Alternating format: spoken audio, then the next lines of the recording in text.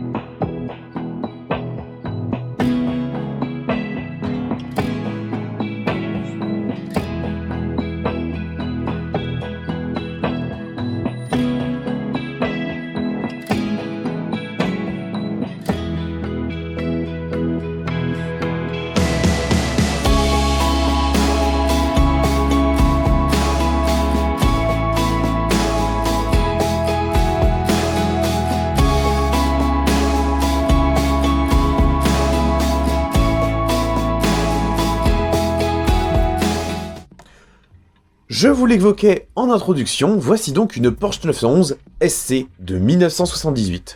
Il faut qu'on remonte un petit peu le temps, mais pas trop non plus, parce qu'à l'origine de Porsche, on a la 356. Peu après, on a eu la Porsche 911 de première génération et de type 901, qui ressemblait à ça. En 1974 a été commercialisée la seconde génération de Porsche 911, le type 911 également, qui ressemblait à ça. A l'époque, ce modèle-là était proposé en version coupée avec le moteur 6 cylindres à plat, naturellement le célèbre Flat 6, d'une cylindrée de 2,7 litres. Plusieurs niveaux de puissance étaient proposés en fonction des différentes versions. Il aura fallu attendre 1976 pour qu'une version Carrera de 3 litres soit proposée au catalogue. Mais avant tout, il faut préciser une petite chose sur cette 911 de seconde génération, c'est que c'est un modèle qui avait une vocation internationale et plus seulement européenne principalement. Pour ça, la 911 a évolué de manière assez significative en proposant une conception assez différente, avec notamment comme principal élément d'identification des pare-chocs spécifiques qui intégraient des tubes de déformation. Ces 911-là, qui s'appellent la série G, elles s'identifient notamment à leur soufflet au niveau des pare-chocs que l'on trouve aussi bien à l'avant qu'à l'arrière. Parce que pour le coup, au niveau du profil, les deux premières générations de 911 sont relativement proches. La 911 série G, elle a donc connu pas mal de versions et elle a été commercialisée, et ça c'est plutôt beau, pendant pas moins de 15 années. En 1974, on avait donc la Carrera 3 litres qui était au catalogue. Le 3 litres fait bien sûr écho à la cylindrée du moteur qui est implantée tout à l'arrière, en sac à dos. 2 années après, en 1976, il y aurait eu pas mal de choses notables, avec notamment l'arrêt de la version Carrera au profit de la 911 Super Carrera, qu'on abréviait en 911 SC. Elle ne remplaçait pas la 911 Turbo, elle était simplement une version améliorée de la 911 Carrera. Elle se distinguait notamment par des améliorations au niveau de la pollution, avec notamment l'adoption d'une pompe à air qui permettait de répondre aux normes américaines. Mais ce modèle-là, c'est pas la seule contrainte qu'il y a eu au niveau des normes américaines. Il y a notamment eu l'impossibilité, au début, de faire une version cabriolet, ce qui a poussé la marque à renouveler la 911 Targa. Par la suite, il y a quand même une version cabriolet qui a été proposée, et heureusement parce qu'elle est quand même sacrément jolie. Il faut noter également que la 911 SC, ça a plutôt été un succès pour la marque, et il faut dire que le nom de Super Carrera, il n'est pas anodin. En effet, à cette époque, Porsche avait une ambition qui aujourd'hui fait un petit peu peur, c'est tout simplement de mettre fin à la carrière de la 911. Au revoir 911, place au PMA, c'est-à-dire les Porsche à moteur avant. À l'époque, Porsche comptait justement à ce que les 928 et 924 viennent remplacer définitivement la 911, qui reposait sur une architecture qui était à l'époque jugée déjà un petit peu vieillotte. Finalement, Porsche a décidé, après le succès de la 911 SC, de poursuivre la carrière dans la 911, et c'est ainsi que notre 911 SC, ici illustrée, a été remplacée par la 911 3 litres 2, qui n'était pas une 911 SC, mais de nouveau une 911 Carrera. Et finalement, l'histoire 911 a continué à s'écrire au fil des générations, et la magie opère encore et toujours. Aujourd'hui, les 911 SC sont particulièrement recherchés sur le marché de l'occasion. Il y a eu d'ailleurs plusieurs niveaux de puissance. Les deux premiers millésimes, on était sur une puissance de 180 chevaux, puissance qui a grimpé à 188 puis à 204 chevaux en fin de carrière. Vous l'aurez compris, la 911 SC a été un modèle particulièrement important dans l'histoire de Porsche. Ce n'est pas une révolution, mais c'est tout simplement une évolution, un chaînon indispensable à l'évolution de Vaillant 911. Sous le capot, à l'arrière, on avait donc le moteur Flat 6 d'une cylindrée de 3 litres, et on avait une conception qui était quand même assez cool, il y avait pas mal d'améliorations. Pour autant, comme toute Porsche qui se respecte, le catalogue des options était particulièrement long. Et si vous vouliez avoir une configuration aussi jolie que celle-là, il fallait clairement mettre pas mal de billets. Et justement, le modèle que je vous présente aujourd'hui, c'est une 911 SC interprétée par Solido. Ce modèle-là, il n'a pas une configuration qui existe forcément, c'est un petit peu un patchwork de plusieurs modèles existants. Sur la boîte, on apprend donc qu'il s'agit d'une 911 SC de 1978. On est donc clairement sur un modèle de la série G que l'on identifie à ces soufflets-là. Et on a une peinture olive qui rend superbement bien et qui est corrélée à un habitacle marron. Bref, il ne m'en fallait pas plus pour avoir un petit coup de cœur pour cette version. Et ça tombe bien, maintenant qu'on a parlé du modèle à l'échelle 1, nous allons pouvoir nous intéresser de plus près à la réplique 1/18e. Découverte qui se fait, vous avez l'habitude, à l'aide de mon smartphone. Commençons par parler de l'avant de notre belle 911 SC de 1978. Une miniature réalisée par Solido à l'échelle 1/18e pour un ordre de prix de 44,95 €. Donc forcément, il faut tenir compte de cet aspect-là pour apprécier pleinement la miniature. Avant tout, vous avez des plaques d'immatriculation sur ce modèle-là. Si vous voulez également commander, sachez qu'on en propose juste là. Au niveau de l'avant, pas de mauvaise surprise, ce n'est pas la première 911 Type G que je propose, mais celle-ci a une saveur un petit peu particulière, à commencer par cette peinture olive qui rend vraiment superbement bien. Honnêtement, je l'adore. Elle n'a pas des reflets hyper intenses, mais c'est un vert qui est très joli. Et d'ailleurs, cette peinture s'accommode avec un appendice assez innovant. C'est justement cette triple bande noire sur le capot avant qui se poursuit avec les chiffres 9, 1 et 1 qui intègrent le logo. Honnêtement, au début, en image, j'étais pas le plus grand des fans, mais je trouve que ça lui va vraiment bien et surtout ça permet d'avoir une configuration qui sort de l'ordinaire. Parce que sur une 911, justement, on est à la fin des années 70, les gens aimaient encore avoir des voitures de couleur. Le but, c'était pas d'acheter une voiture grise en se disant « Cool, je vais bien la revendre ». Non, à l'époque, on se faisait plaisir avec des belles couleurs. Je crois que je suis un peu nostalgique de cette époque que je n'ai pas connue. Solido nous propose des boucliers qui sont plutôt jolis, les soufflets sont également bien reproduits, et je réitère ce même compliment au niveau des optiques, elles sont plutôt fines, les points de fixation on les perçoit mais honnêtement je trouve que c'est correct, les clignotants ne sont pas en reste et on perçoit bien la lame avant, bref c'est plutôt une bonne surprise. Alors le capot avant n'est malheureusement pas ouvrant, mais si on fait abstraction de ça, on est quand même sur un bilan très positif. Les jantes ATS de 15 pouces sont également plutôt pas mal, on distingue assez bien le système de freinage qui comprend 4 freins à disque avec des étriers qui sont positionnés sur la partie avant de la roue. Les jantes paraissent peut-être légèrement petites, mais il ne faut pas oublier que les 911 série G étaient proposées soit en 15, soit en 16 pouces. Là, on est sur une montre de 15 pouces, donc évidemment, on a des flancs qui sont un petit peu plus grands. À titre personnel, ça me paraît pas choquant. Dites-moi en commentaire ce que vous en pensez. Le dessin des ailes est également plutôt bon. On ne voit pas de marque de moulure. On perçoit la trappe de remplissage de carburant et la base de l'antenne qui se trouve juste ici. On a des rétroviseurs qui sont en plastique, qui sont des pièces rapportées. Honnêtement, j'ai pas de reproches à en faire. Ils sont plutôt corrects dans l'ensemble.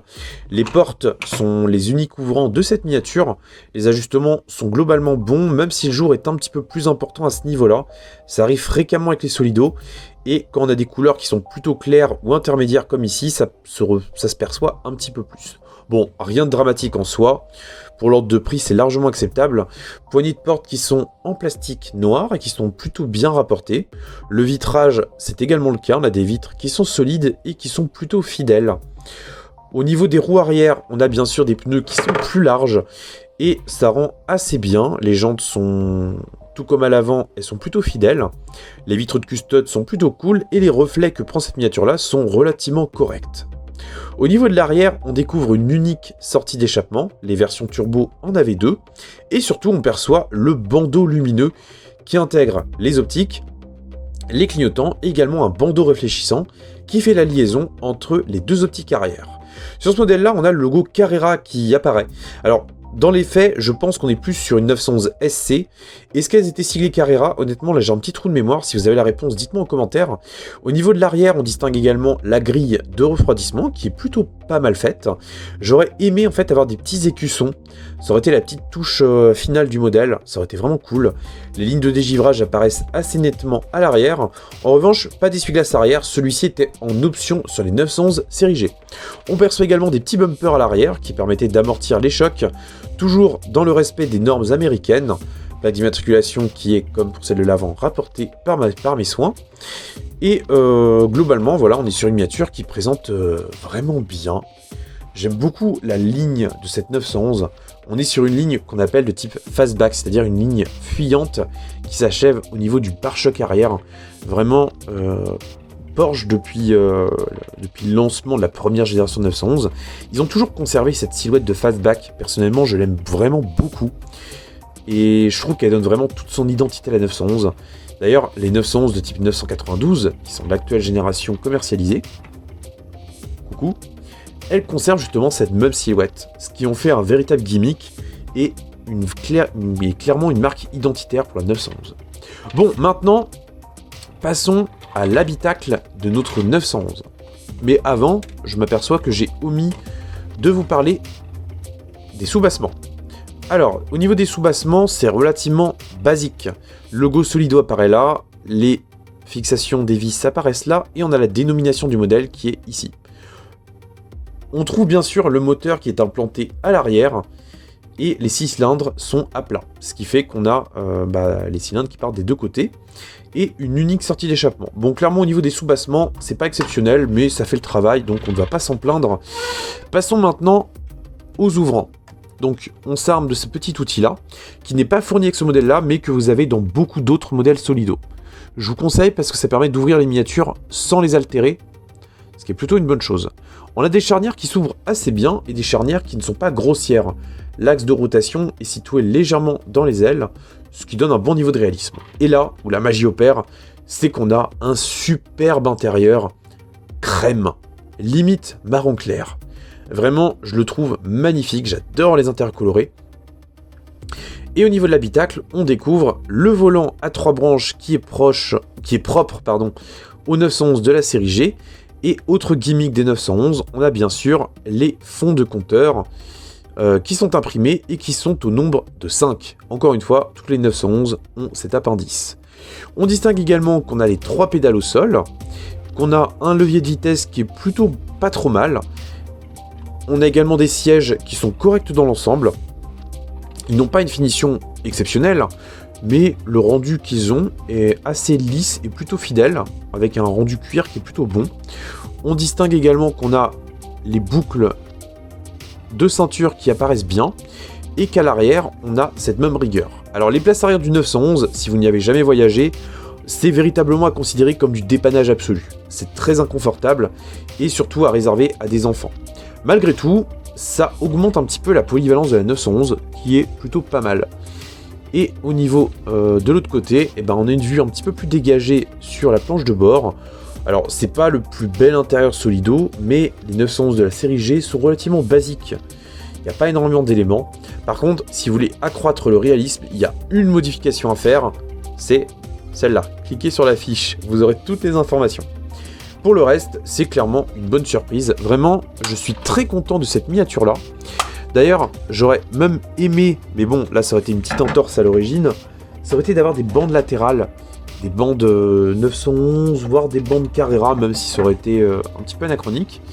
Bref, une miniature qui réserve de très bonnes surprises, vraiment j'en suis très content. Bon, cette petite vidéo s'achève, j'espère en tout cas qu'elle vous aura plu. Ça m'a fait plaisir de terminer l'année sur un modèle qui me plaisait et qui j'espère vous plaira également. Mercredi prochain, je sortirai une vidéo du mercredi, donc, ce qui est plutôt rare, où on parlera un petit peu des évolutions à venir pour 2024. Je vous rassure, l'identité de la chaîne demeurera, ainsi que la programmation habituelle, mais il y aura quelques petits plus sur lesquels je travaille depuis maintenant un petit bout de temps, et je pense que ça va vraiment beaucoup vous plaire et que ça va clairement s'ouvrir également à un nouveau public, toujours collectionneur de voitures miniatures naturellement. La référence de ce modèle-là, c'est S18-026-08. Vous pouvez la retrouver avec cette fiche-là, mais également en description, vous avez un lien pour la commander. Sur ce, prenez soin de vous et de votre famille, conduisez pas comme des pirates, surtout en ville, et surtout, bonne année et bonne santé à toutes et à tous. J'ai hâte de vous retrouver mercredi prochain. N'abusez pas sur l'alcool, ça n'aide à rien, et surtout ne conduisez pas après si vous avez bu. Vraiment, j'insiste lourdement là-dessus. Salut!